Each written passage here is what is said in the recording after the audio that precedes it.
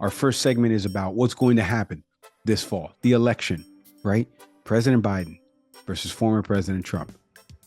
Maybe, according to some Dems, they don't think it should be like that. Nick, as this has been making the rounds over the last couple of weeks after what happened on the CNN debate between President Biden and former President Trump, now all of a sudden, everybody is asking these questions of Democratic lawmakers, strategists, pundits everywhere. It's all over the place as to whether or not Biden is fit to lead the ticket, A. B, can he beat Trump in November? And C, could he actually serve 4 more years? And they're all making these different projections based on what they saw on a 90-minute one-on-one debate format. And you and I have even been vocal about it. He looked terrible that night. He looked like somebody that couldn't do A, B, or C, like I said. I want to play a little bit of the reaction that's going around here. You and I are going to kind of react to some of this because it's all over the place. But the first thing that I want to play for you is the man himself who's getting all this criticism. He called in Morning Joe on MSNBC, which you would think is like a Donald Trump tactic to call in a television network. Nope. The current president of the United States called in, said he was a little bit upset, and this is what he said. I'm getting so frustrated by the elites. Now, I'm not talking about you guys, but about the elites in the party who they know so much more. The elites in the party. Maybe he means Nick Zaveri. Maybe not.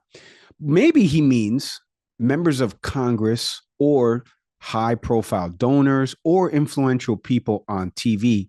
Whatever it is, right now, what seems to be happening and what's being covered by all of these outlets nonstop, including shows that I've been on, is whether or not President Biden should remain at the ticket. It's almost like every segment is asking a member of Congress, a pundit, a strategist, should he remain at the top of the ticket? Take no further example than our buddy Jake Tapper over at CNN on the Lead with Jake Tapper every afternoon, 4 p.m.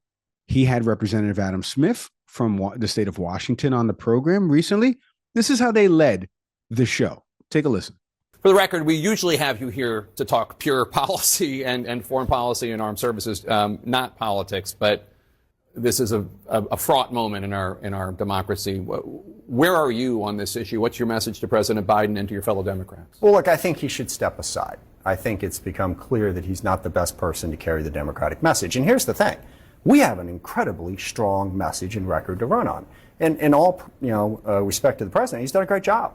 Okay? When you look at where the economy was when he came in, how our economy dealt with COVID so much better than any other economy in the world, the progress that we're making, the unemployment rate, stock market. Look, there's a lot of work left to do. Housing's too expensive. Income inequality is still too great. But we've made progress on that too. The lowest black unemployment, black poverty rate came under this president. I saw a report today in the New York Times that some of those areas that have seen the manufacturing jobs flee are actually starting to get better. Okay, and then on the other side, you've got Donald Trump, who's a complete disaster. Project 2025 and his promise to cut taxes more for the rich and corporations while raising tariffs to tax poor people. We got a good message. The president has shown he is not capable of delivering that message. 7 House Democrats so far, including Representative Adam Smith. And funny enough, Nick, Representative Seth Moulton, who's been on this program a few different times, friend of the show, told CBS Boston on Sunday, and this is this past Sunday, that George Washington chose not to run for a 3rd term. Mr. Biden should follow that cue on another term. I think that can be President Biden's legacy as well. He defeated Donald Trump once, and then he was willing to hand power over to a new generation of leaders.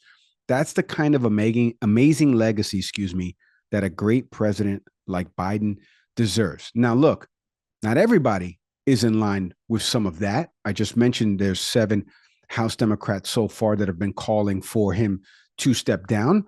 But just as equal in this tug of war is the folks that are saying, hey, get in line. President Biden's our guy. One of them lives in Nick's state. He wears a hoodie all the time instead of wearing a polo like a normal human being. His name is Senator John Fetterman. We have to support Joe Biden. And I want to address all the other crazy stuff that was happening even before the debate. We're going to abandon Biden, or we're going to walk away, or I'm going to be uncommitted, or that. Well, congratulations. If you're panicking now after the debate, you were willing to around with this before all that, because we're going to need all in on this.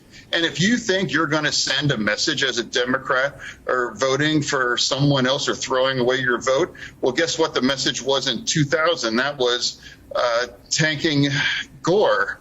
And that's 2 terms of Bush. And if you thought you were going to be clever and send a message in 2016 and piss your vote away for somebody like Stein, well, congratulations. You know, that got us Trump.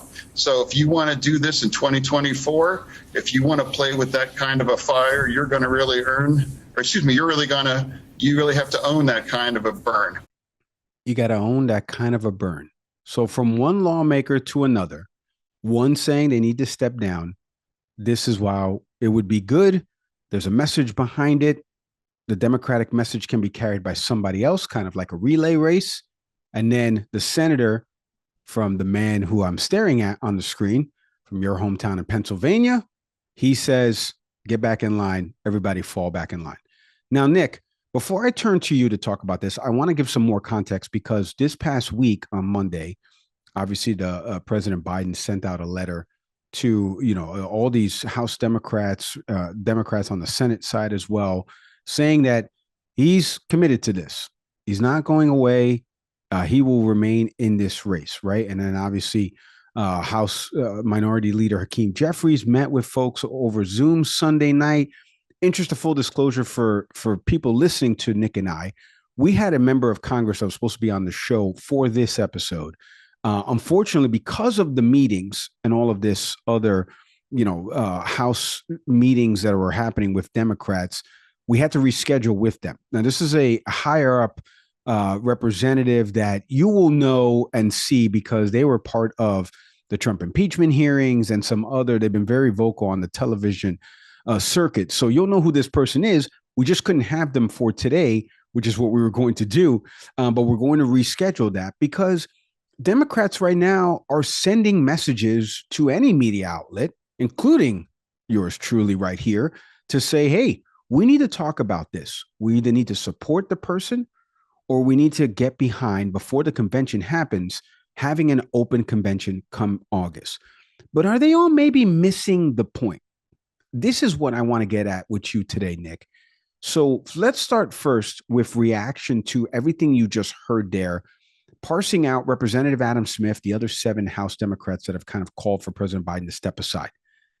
We haven't gone that far, but we critiqued his debate performance and whether or not he could project that over the next 4 years. I should mention the president also did an ABC News interview with George Stephanopoulos, where he just looked terrible again in a one-on-one interview setting, forgetting sometimes different parts of the questions that were being asked. Very low talking, which is normal for somebody who is older. So I don't want to criticize him for that. But it just not instilling confidence in the way you would think somebody should when they're doing a one-on-one interview. And by the way, don't take my word for it. Progressive podcast, Pod Save America, the 4 former Obama guys, Nick and I, we don't happen to know them, but we happen to know of the show. John Lovett, John Favreau, Dan Pfeiffer, Tommy Vitor. They have had this conversation over and over. And after the interview on ABC News with George Stephanopoulos, this is what John Lovett, again, who was an advisor to Hillary Clinton's campaign and worked in the Obama White House, steeped in Democratic politics and a progressive, true and true. This is what he had to say about all of this. It wasn't just a bad night. We all saw it. And it is, barring an explanation, which he keeps denying outs, right? Like that he was very sick, that he has some condition that has been repaired, whatever. The explanations are kind of vague, and they're about having a cold or having been jet lagged or having been run down. But that doesn't do enough to assuage our concerns about what we saw that night, right? And so the explanations don't offer anything. But even with those caveats there about why his job is so difficult, if you were going to raise the stakes on one interview, it can't be another example of you being hard to understand, not because he's soft, not because he's mumbly, but because his train of thought doesn't makes sense. And so you've now told us that he's up for this job. Everyone's saying, why isn't he out there? Why isn't he out there? Why isn't he out there? He goes out there and he offers this middling performance, and it ends up being the absolute worst of both worlds, because he's right? The stakes are incredibly high. So, Nick, I played a lot for you there. It's a lot to digest. Let's try to go little by little here, or you can group it all together. You got the ones calling for him to step aside. You've got, and I just played 3 different types of it, right? We've played the punditry ones. We played the Senate member that wants everybody to fall in line. And then we've played the House member that's been vocal that he needs to step aside. What do you make of all of this? And I hate using the word infighting because that's all they use on television to show this chaos and dysfunction, which, by the way, none of us are seeing. This is all kind of behind closed doors. They just happen to be running the outlets because outlets are inviting them on. Who wouldn't go on television as somebody who loves to go on TV when they invite us on? What says Nick Zaveri, the Democrat on the show? Yeah, I would say that, I think there's a couple of places to hit here. First, look what I just did, right? Biden calls into a news program or a daily talk show on MSNBC to share how he's feeling about something. Immediately, I'm brought back to Samantha Guthrie and her co-host talking to Trump regularly on the Today Show. And back then, I also thought it was weird that a political candidate just gets to call in and spout off whatever is on their mind. And that feels the same way. And it definitely gives me that sense of the Trump effect of, you can just be a showboat charlatan, just talking head and, not practice sound decency. Do a press conference, put out a statement. And I know he did earlier. I think a letter went out earlier today of his intentions to stay in the race, President Biden. I think to call in the show and say, you're unhappy with, what people are doing, the elites, by the way, which, listen, when I talk about this with conservatives, and I've said this for a while, even before we started this show, of what I've always considered sort of an attack on intellectuals. And we see this now with universities and this growing distrust of our systems. That's kind of what that gave off a little bit. So it's important to note that. As far as my senator, I don't agree with him. I think it's a stupid argument to say, well, if you don't do this, you will blah, blah, blah. Just shut up. Shut up. First off, John Fetterman, if you're listening to this show, should come on, please. Be an adult. Put on a damn polo. Put on a damn suit. We all pay your salary. What is wrong with you? Represent me better, for God's sakes. That aside, this idea of get in line or else, how dare you? How dare you tell us when we saw that man sound befuddled, dotty, and completely incoherent at times? I saw that. I also saw his rally the day after, and he sounded great. That's fantastic. But my question is, why do I feel that I have to flip a coin and pray what side it's going to land on as to what version of Biden are we going to get? How does that make sense in the Oval Office when we really don't know what version of Joe we're going to get? That's not what I want in a president. I, meanwhile, totally understand where Representative Smith is coming from, where Representative Seth Moulton's coming from. It's fair to put forward, this is not going to get it done. It's just not. Now, in terms of where I stand on this, here's where I would put this.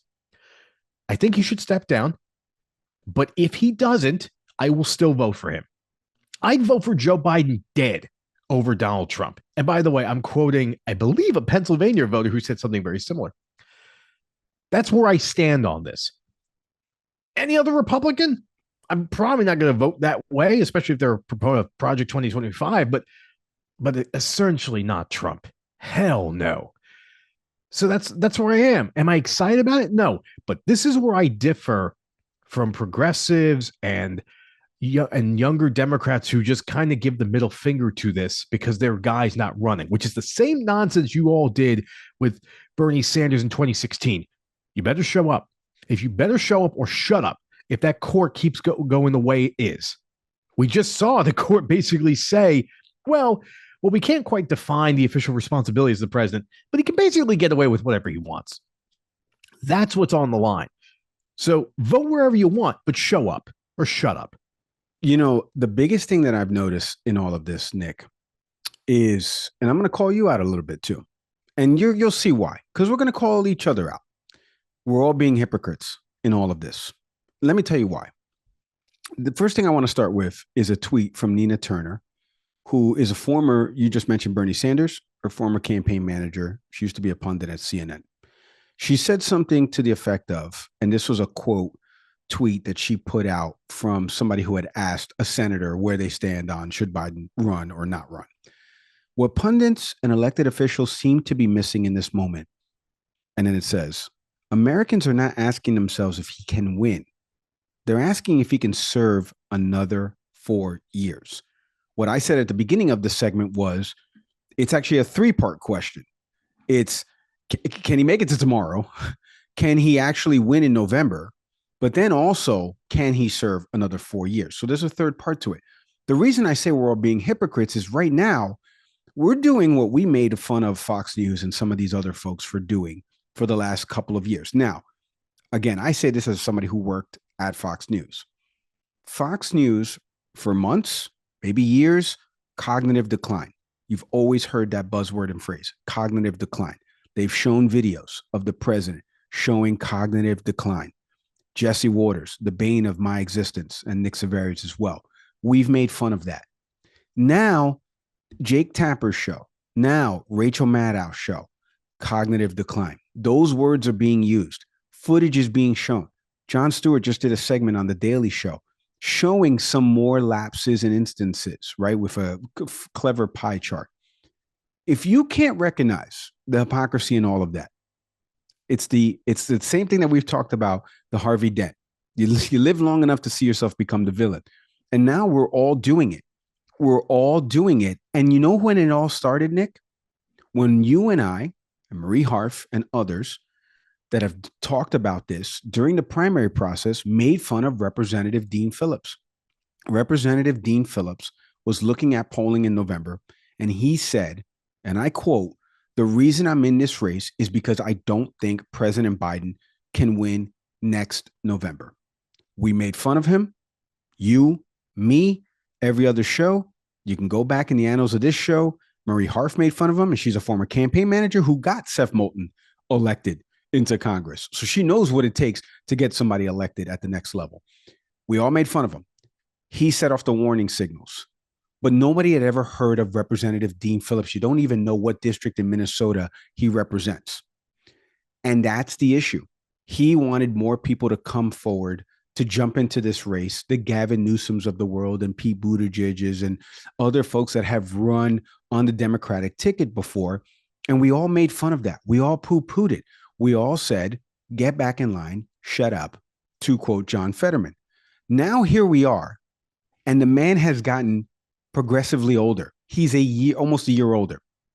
Now he's had a debate before the normal conventional process of having debates, because they wanted to shine a spotlight on the campaign to show that there is a true choice this November. The problem is the choice is now between the old guy, who I don't know if he's going to be around for 4 more years, and the old crazy guy who was in his yearbook as a freshman when he was a senior. So that's the choice right now. But the problem is we're all being hypocritical about this, because when we started this, we all said, and polling told us, that nobody wanted this rematch. Now we're here, the RNC convention's next week, we're stuck with Donald Trump, a convicted felon who normally would drop out of the race. Nick and I have been very vocal on this, as Senator Bob Menendez is facing charges from the Department of Justice in government influence for the second time, to drop out, to resign. He's running for another term. We were all vocal about George Santos, drop out, resign when he got charged. Here we are at the top of the Republican ticket. No matter how you feel about the case, it doesn't matter about the case.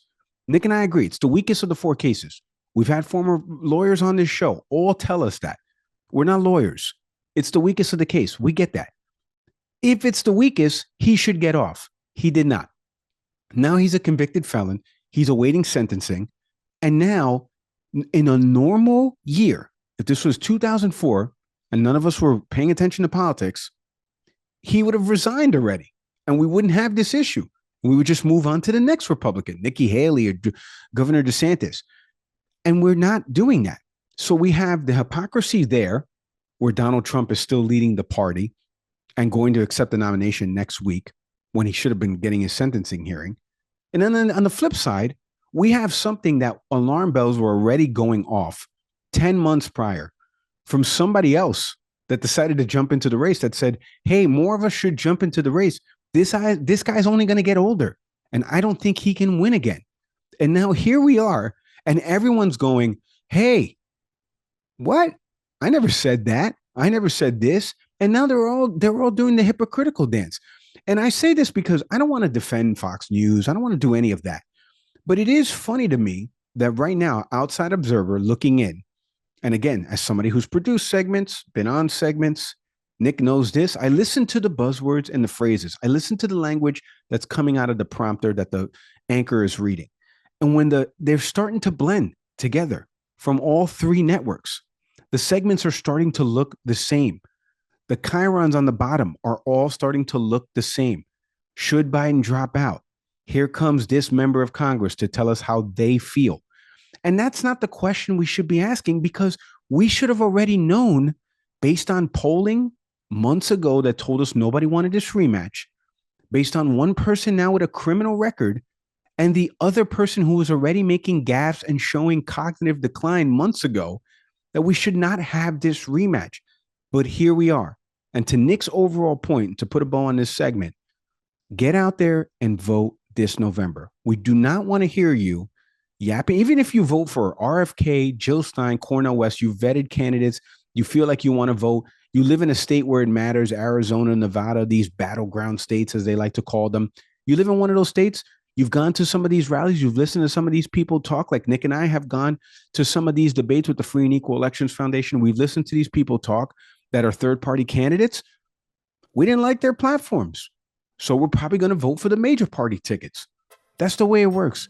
Get involved in this process. We don't want to hear from you if you don't get involved in this process, because 2024 in November, it's too pivotal to miss.